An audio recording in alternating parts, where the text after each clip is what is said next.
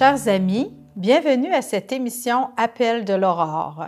Mon nom est Marie-Josée Roux et je reçois pour vous cette semaine un prêtre, un jeune prêtre, Bastien. Encore? Il est encore d'une des dernières cuvées de prêtres ordonnés ici dans le diocèse de Nicolette. Voici M. Bastien Leclerc que je vous présente cette semaine. Merci, Bastien, d'être là, d'avoir répondu à mon invitation. Ça me fait plaisir. Je suis un peu nerveux, mais... Ça va bien aller, comme on disait dans le temps de la COVID. Oui, c'est ça. Bastien, on te voit de plus en plus présent aux célébrations de la paroisse Sainte-Victoire, Saint-Paul, parce que ça fait partie de ton plan de vie, de la route de ta vocation, mais moi, j'aimerais connaître l'origine de l'appel, parce que tu es prêtre, oui. Prêtre diocésain du diocèse de Nicolette. Ça va faire 35 ans cette année. Puis tu es même un gars de la région. Oui. Bien, félicitations d'abord pour les 35 ans. Merci beaucoup.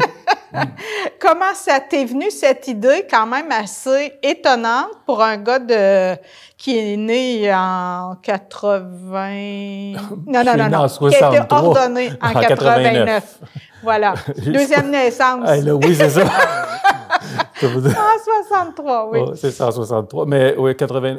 L'étrangeté de la chose, c'est que tout commence ici. À Victoriaville. Non. À l'église Saint-Martyr. Ah bon! Fait que c'est pour ça que quand je suis arrivé, j'ai fait le tour 2 fois. J'ai commencé, c'était au sous-sol. On avait une messe des jeunes il faut se rappeler qu'on est dans les sur des 10. Alors, il y avait beaucoup d'expériences qui se faisaient. Ici, on avait une messe des jeunes. Et puis, je me suis impliqué avec le groupe. Et puis, une des choses qu'on faisait, me semble que c'est le mercredi soir ou le mercredi après l'école, on s'en venait ici et on partageait l'Évangile parce que c'était la base de ce qui faisait. Il y avait des partages d'Évangile plus, et puis c'est ce qui faisait la base. Mais alors, on partageait l'Évangile et puis j'y ai pris goût, bien tranquillement. Mais attends pas un éclair du Saint-Esprit, là, c'est pas arrivé comme ça. C'est pas comme ça, comme une brise légère. Ouais, une brise légère ou... comme le dit le texte, en fait, ça dit un silence ténu. Alors, à un moment donné, c'est ce que le dit le texte, en fait. On a traduit ça brise légère, mais c'est pas ça le texte. Un silence. Ouais. À un moment donné, ça s'est installé, je dirais pas, ça m'est pas tombé dessus, ça s'est installé tranquillement. Je pense que c'est comme ça. Puis, moi, je chantais. Et puis, à un moment donné, on a arrêté la messe et j'ai continué de chanter. J'ai monté en haut. Dans le jubé? Non, pas dans le jubé. J'animais la messe. OK. Alors, on avait un groupe. Puis, de temps en temps, on avait des musiciens. Puis, on a toujours eu des musiciens, mais il y a eu l'organisme. Mais on avait, de temps en temps, il y avait une guitare qui nous accompagnait avec nous autres. Alors, ça a commencé comme ça. Puis, mais c'est ça, ça s'est tranquillement installé et je me suis trouvé très à l'aise. C'est un milieu dans lequel je me suis trouvé très, très à l'aise. Puis, j'ai continué le chemin comme ça. L'animation, oui. Bon. Puis quand tu dis ici, j'aimerais faire une petite parenthèse pour dire que les studios de la télé communautaire se trouvent maintenant au sous-sol de l'église Saint-Martyr. Alors, quand tu dis ici... Ça veut dire ici, à l'église Saint-Martyr. C'est vraiment ici. Donc, c'est un retour aux sources. Oui. Et d'ailleurs, quand je suis rentré dans le studio, j'ai rien reconnu. Non, tout a été transformé. Alors, un silence te provoque une espèce d'appel, de désir. De désir. C'est difficile à expliquer. C'est pas le silence, parce qu'on avait... Le silence, c'est pas au niveau de la musique, puis c'était pas très silencieux, on va se le dire. Mais je pense que le silence, je l'exprimerais plus comme une recherche. Ah, une recherche. Il y a une semence qui a été installée puis qui a commencé à grandir. Puis une plante, ça fait pas beaucoup de bruit quand ça pousse. Mm-hmm. Fait que c'est ça qui s'est installé. Puis, petit à petit, tu ressens, j'imagine que tu rencontres des gens pour confirmer, pour... Oui, bien, à ce moment-là, il y avait c'est sûr qu'il y avait les prêtres ici qui étaient là, puis qui m'ont accompagné beaucoup. Puis, oui, puis il y a eu des moments de questionnement. Je me souviens du moment du cégep. Il y avait des regroupements là, chrétiens protestants. Moi, je ne savais pas, alors je suis allé me voir. Alors, ça m'a mêlé un petit peu. Okay. Mais il y a des prêtres ici qui m'ont accompagné puis qui m'ont aidé à démêler des choses. Ça a pas été le cégep, ça n'a pas été quelque chose de si facile que ça. Il y a eu des choses qui ont été qui m'ont aidé beaucoup, puis il y a des choses qui m'ont confronté beaucoup. Oui. Puis c'est correct. Ben oui. Parce que une des choses que j'ai découvert, c'est que faut pas avoir peur du doute, parce que le doute te fait avancer. Puis j'ai eu 2 professeurs à Polyvalente qui m'ont beaucoup aidé avec 2 petites phrases toutes simples. Il y avait, je sais pas si tu as connu Marthe Provencher. Moi, je suis pas de Victoriaville. Ah, t'es pas de Victoriaville, OK. J'ai pas été... Alors, il y avait Marthe Provencher qui était à Polyvalente. Oui. Puis Marthe, je pense que c'était une sœur de l'Assomption. Elle était toujours habillée en blanc, elle avait des cheveux blancs. On disait quelque chose, le moindrement osé, elle rougissait. Si bien que, malheureusement, et je ne sais pas si j'ai le droit de dire ça, mais je vais le dire, puis on coupera au montage. Mais on l'appelait Sœur Tomate. Ah, bon. Mais elle enseignait l'enseignement religieux. À l'époque, ça se faisait. Puis, à un moment donné, j'étais bon là-dedans.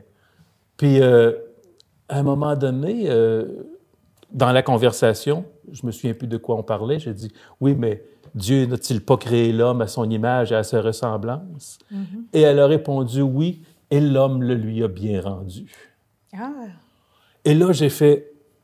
Ah là, ça m'a bouché parce que j'ai très bien compris ce qu'elle m'avait dit à ce moment-là, que nous autres aussi, on a tendance à créer Dieu à notre image et à notre ressemblance. OK.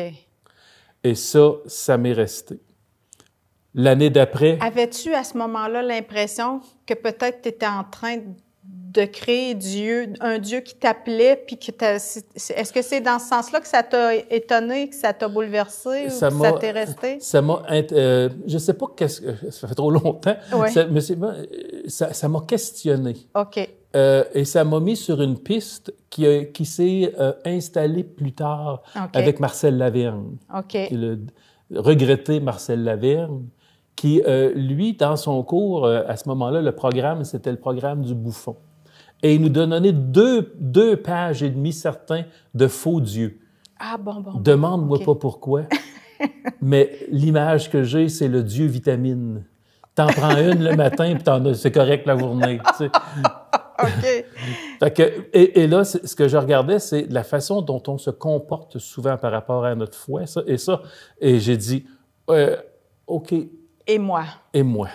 Exactement. Et ça, et c'est en mettant ces 2 points-là ensemble que j'ai dit, OK, quand quelque chose ne marche pas, quand l'idée que j'avais de Dieu tombe à l'eau, finalement, c'est pas que Dieu n'existe pas, c'est que mon image n'est pas correcte. Et ça me remet en marche, ça me remet... Alors, qui est-il? Qui est-il? Faut que je le cherche. Tu cherches encore aujourd'hui, Ah oui, Bastien? je vais chercher encore. Il n'a pas fini de se dévoiler? Ah non. C'est... Comment qu'il disait ça à la télévision?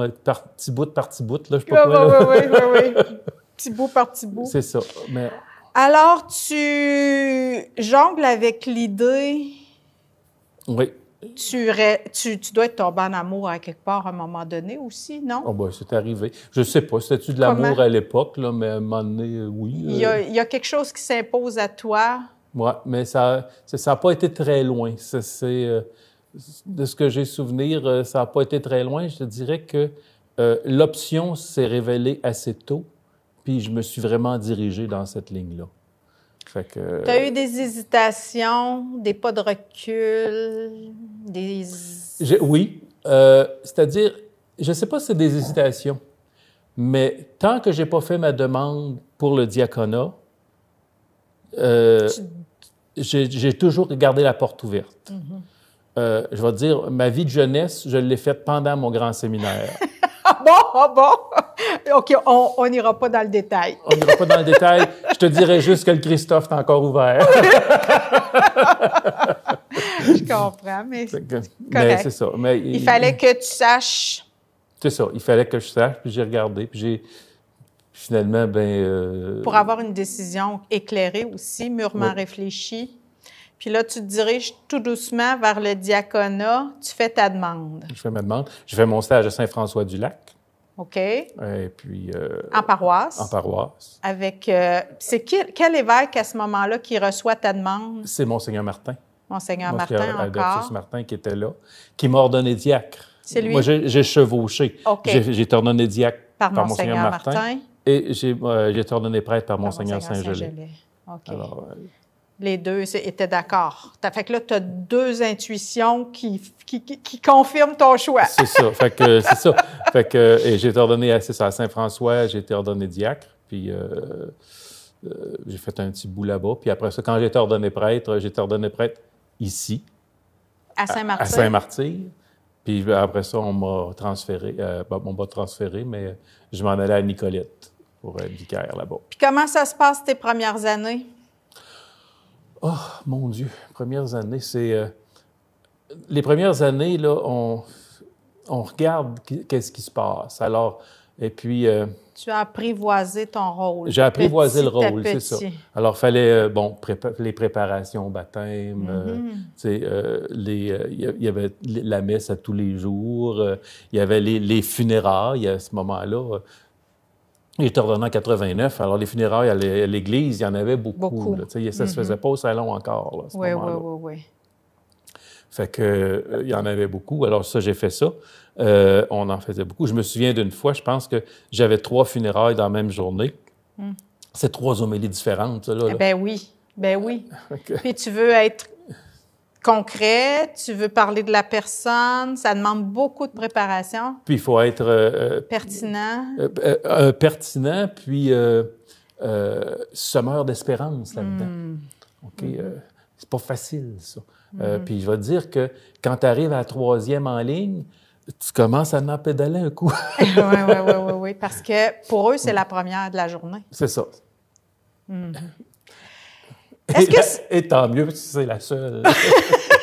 Pour pas comparer. Ouais, ça. Bastien, est-ce que c'est facile d'être prêtre aujourd'hui? Parce que là, évidemment, tu as tout un parcours. Tu es aussi allé... ce qui fait de toi un prêtre spécial, c'est qu'à la suite de quelques années en paroisse, tu es devenu un prêtre aumônier de l'armée. Si tu veux bien, on va garder cette partie-là pour la semaine prochaine, où on explorera beaucoup plus en profondeur ce que c'est puis pourquoi c'est arrivé à un moment donné dans ta vie. Sauf que là, aujourd'hui, est-ce que tu as eu des regrets au fil du temps? Est-ce qu'aujourd'hui, c'est difficile d'être prêtre? Est-ce que c'est difficile? C'est différent. C'est difficile dans le sens où on était... moi, quand je suis rentré, c'était quelque chose de bien. Et puis, on va se le dire, là, avec les abus, à un moment donné, ça prend ça prend quelques mauvaises pommes, puis tout d'un coup, on est toutes... il y a eu un amalgame. C'est ça, et puis un amalgame, et puis on est, sans trop le savoir, on est tous devenus des pédophiles. C'est un drame. Faut utiliser les mots, puis ça... J'ai jamais touché un enfant, là. Ben oui, c'est ça. Mais vous avez tous reçu l'étiquette. On a tous reçu l'étiquette. Et puis, quand à la télévision, à un moment donné, ça nous en prenait un, c'était sûr que c'était ça. Tu sais, il y a même une chanson de je sais pas trop qui, là, qui... il parlait de... je pense qu'il était à la messe de Noël, puis que le pédophile de service était allé se promenait dans l'allée centrale. Je me souviens pas comment la toune c'était, ça fait plusieurs années, là, mais j'ai dit, ouais, on est rendu là. Comment tu vis ça, toi, personnellement? C'est difficile. Ça, je trouve ça difficile. Puis, mais je le dis... Je te dirais que je le dis haut et fort. Quoi? Qu'est-ce que tu dis haut Je et dis fort? c'est que, premièrement, que moi, je pense que j'ai accroché le micro, mais la première des choses, c'est que je vis une colère profonde envers ceux qui ont fait ça, et je vis une colère profonde envers ceux qui ont laissé faire ça. Et ça me fait mal profondément, mais en même temps, il faut aussi assumer ça. Il faut assumer l'Église. L'Église, pas ça. Okay? L'Église, pas ça. Mais dans l'Église, comme dans la société... Il y en a eu des... Il n'y a pas rien que là. Là, on regarde, quand on s'aperçoit, là, il y a eu des entraîneurs sportifs. Là, oui. On s'aperçoit que... Il y en a eu partout. Il y en a eu partout. Puis il y en a encore. C'est ça. Mais c'est difficile de parler de ça. C'est sûr. Parce que, ce que je veux dire, c'est que des fois, quand on se met à dire « Ah ouais, mais il y a eu ça, il y a eu ça, il y a eu ça », ça n'enlève pas l'atrocité, l'atrocité, l'atrocité du geste. Tu sais, faut pas diluer avec ce que les autres ont fait. C'est le seul mot que j'ai, là, puis je sais que c'est pas le bon mot, là, mais... Ben, c'est pas loin. C'est pas loin, c'est ça. Fait que ça le diminue pas, ça. Fait que faut pas diminuer. Il y a trop d'enfants qui ont subi ça. Il y a trop de... Je dis d'enfants, il y a trop de personnes qui ont subi ça. Les abus, donc, ça te fâche. Oui. Ceux qui ont laissé faire, ça te fâche. Oui. Mais c'est une étiquette qui te colle à la peau. Comment tu vis avec ça? Tu pourrais sortir, Bastien? Je ne sais pas si ça me colle. Pas de danger. Pourquoi tu restes? Parce que c'est un bon temps pour être prêtre. Explique-moi ça. Je vais te prendre un exemple, puis je vais partir avec ça. Quand on joue au hockey, j'ai joué au hockey longtemps, je joue encore un peu.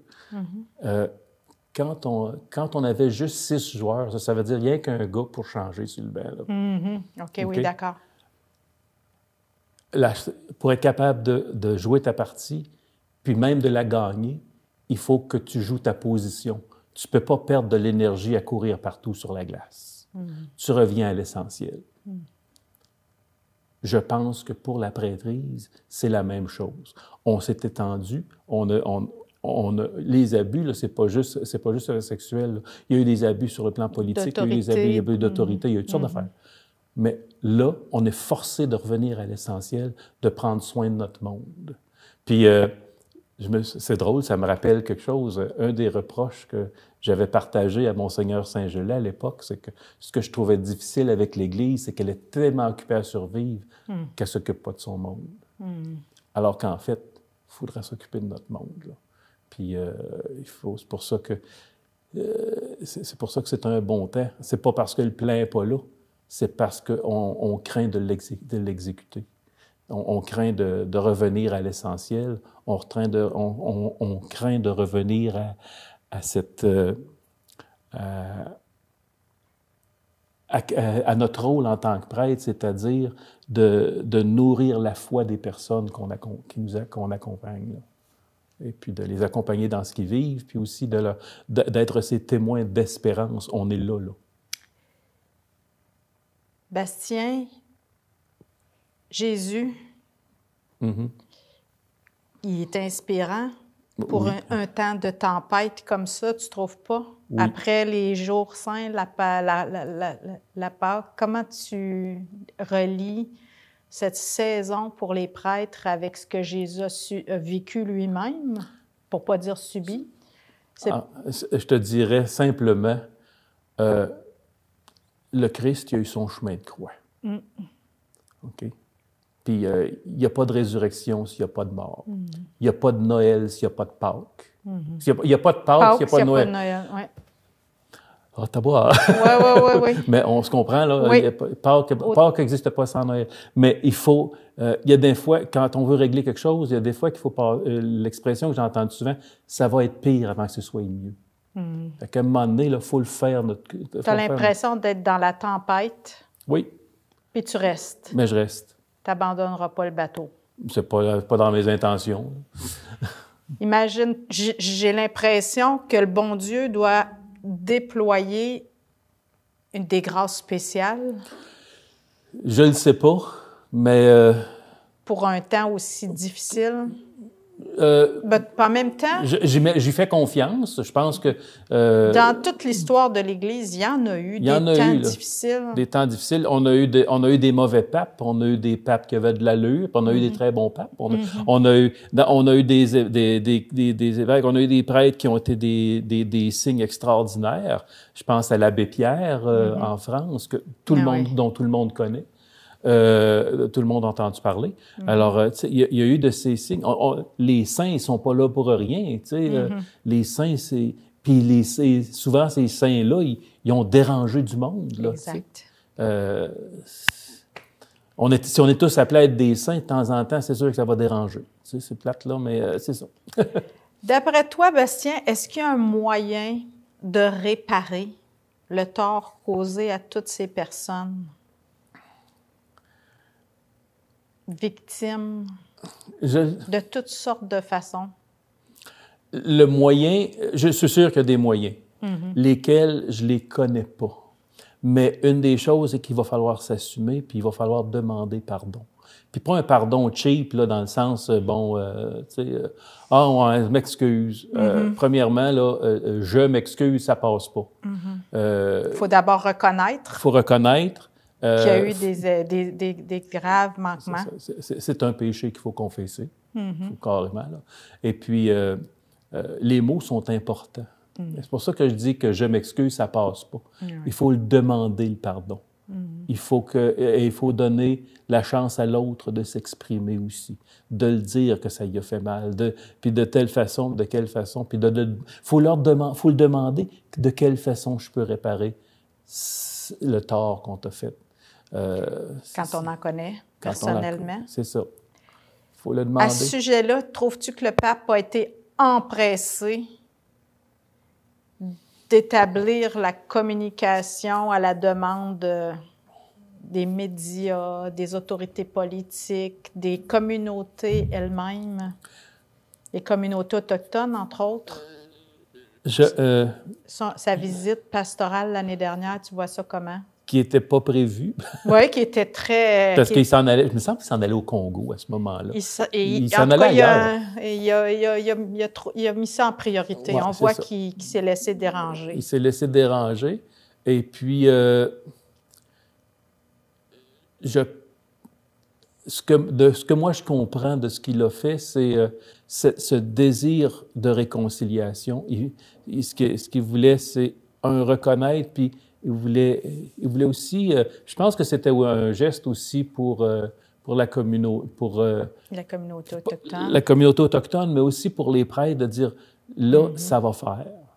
Moi, je le comprends de même. Reconnaissant. C'est ça. Je me souviens plus du texte parce qu'il y avait, j'avais une copie des textes des choses qu'il nous avait dites, mais il y avait un là, je vais le dire, à la Leclerc, là, vos niaiseries, ça va faire. Et puis une des grosses questions, c'était je me souviens plus du nom de la doctrine, parce que, mais il y a une doctrine qui a été abrogée par rapport à ça, là, par rapport à la façon dont on regardait les Autochtones à l'époque, là, parce que il y avait des mots. Il y avait des mots, puis qui étaient malheureux, blessants. Blessants, puis dans le fond, ce qu'on cherchait, on cherchait pas à, on cherchait à assimiler. Puis, c'est malheureux. C'est malheureux qu'on ait été dans cette complicité-là. Exactement, dans cette complicité-là. Puis, tu sais, il y a des langages qui ont été perdus là-dedans. Là. Des fois, c'est le fun. J'écoutais justement ce matin APTN, et puis c'est des policiers. Et là, tu les entends parler avec leur langue. Tu dis... Pourquoi qu'on a essayé d'éteindre ça? Alors que c'est tout le contraire des missionnaires du temps qui ont essayé d'apprendre, C'est ça. de traduire, parce qu'en général, quand les gens arrivaient ici, c'était pour apprendre, pour se laisser instruire, puis pour ensuite transmettre. Bastien, tu as dit une phrase spéciale, « Prenons soin de nos gens ». Comment? As-tu des intuitions, des indices? On n'a pas tous les mêmes talents. Ça, il faut reconnaître. Commençons par reconnaître. Moi, prendre soin des gens, c'est là où je voudrais m'en aller, là où mon projet s'en va. Je voudrais qu'on se concentre sur l'éducation de la foi. J'aimerais ça qu'on regarde. J'entends très souvent les prêtres dire « Il faut prendre les gens où ils sont. Ben d'accord. T'es amènes où? Ah oui, la destination. La destination. Si l'erreur qu'on fait en ce moment, à mon sens, c'est moi qui parle, là, ça vaut ce que ça vaut, là. Mais à mon sens, l'erreur qu'on fait en ce moment, c'est qu'on on donne des services, mais on donne des services, mais on donne des services, mais on n'amène nulle part. Ce que j'essaye de... je voudrais pas qu'on devienne les Club Price du sacrement. OK. Si on fait ça, on du fait... sens. Il faut qu'on soit du sens. De l'intériorité. Exactement. Il faut retrouver le sens de ce qu'on fait. En ce moment, je suis pas sûr qu'on amène les gens là. Puis de quelle façon le faire? Bon, il y a des enseignements, il y a aussi...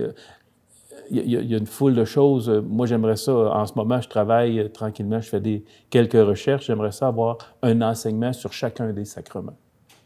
Bien, c'est la grâce qu'on se souhaite. Merci pour ton éclairage. Merci pour ton désir de communion. On se dit à la semaine prochaine parce que c'est pas fini. Au revoir. Merci, Bastien.